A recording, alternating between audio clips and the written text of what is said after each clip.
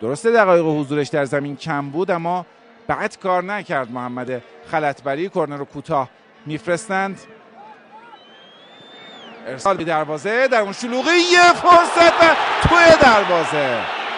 غلامرضا رضایی گل تقدیمی مدافعین کویت رو رد نکرد، تعارفشون رو، و توپو درون دروازه جای داد. ایران 2 کویت 0.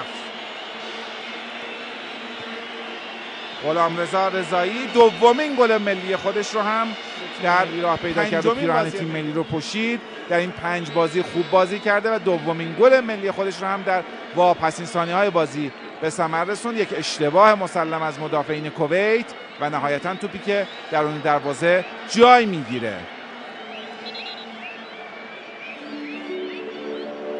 این یه حسن ختام خوب برای ما در این گروه بود